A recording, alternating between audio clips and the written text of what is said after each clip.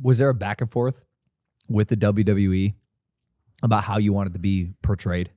Oh, well, yeah. I mean, like, so I didn't come in like as a Logan Paul or like, you know what I mean? I came in as an ex-failed football player who had to like go to a warehouse and figure it out. And then they brought us in as a group as the Shield early on. Then, you know, once I started finding those broad strokes, the basics, you know, of how to A, wrestle and then B, wrestle on television, you know what I mean? And all those details that you're learning that come with that.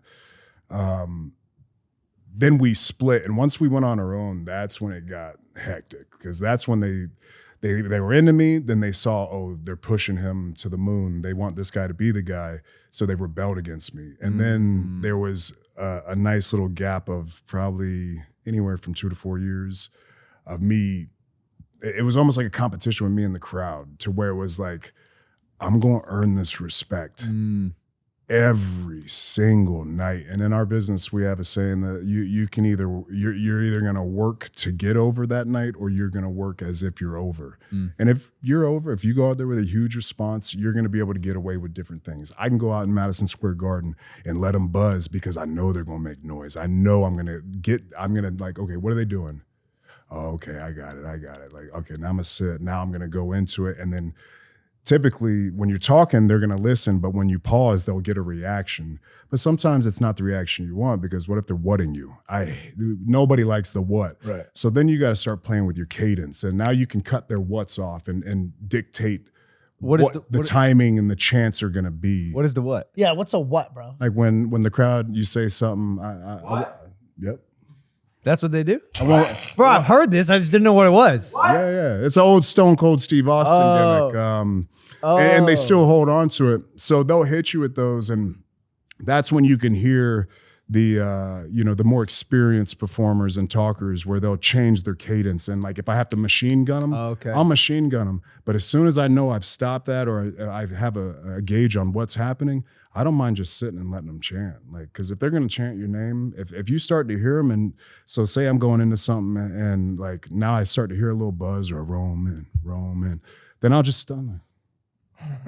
Hit one of those, because now, like, and this is a part, and I don't think you've really wrestled in a non-televised event, but this really works for when there's no cameras and you're literally just performing for the arena and the people in the stands.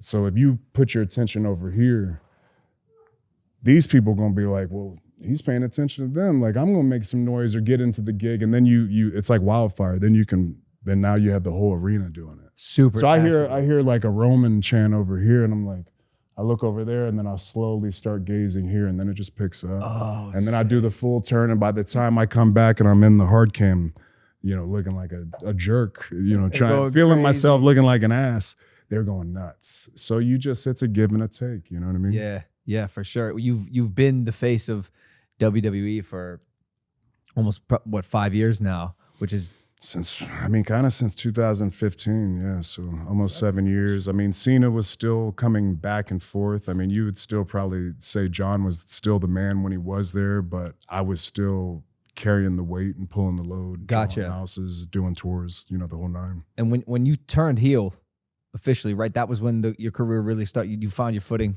you think?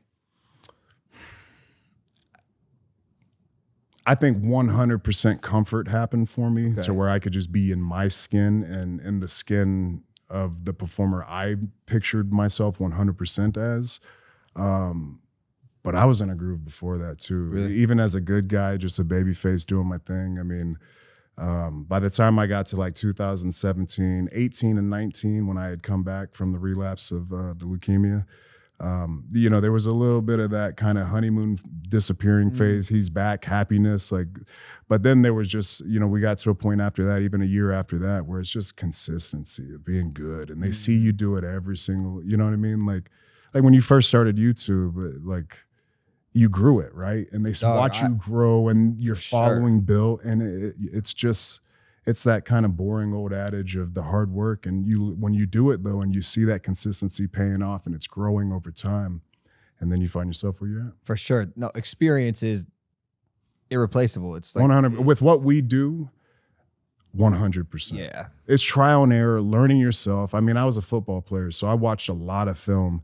And early on, I watched all the film, from every step that I take in the ring to the mannerisms, to the emotions, to the in-ring talking, shit talking that I do, to when I'm cutting a promo. You know what I mean? Everything is just based off of the experience, the trial and error of knowing what works, what doesn't, my strengths, how to highlight those, how to camouflage a weakness and eventually work to make that a strength. You know, it's just all, you know, it's like anything else, but it's just at the highest level. The details are just where it's at. For sure. It actually makes me feel good to hear you say that, because, man, I watch my performance, Every step, whether the bro. promos or the Every physicality, like with a microscope. I must have watched the SummerSlam match, man, probably 20 times all the way through, just critiquing every little moment because I just want to be the best.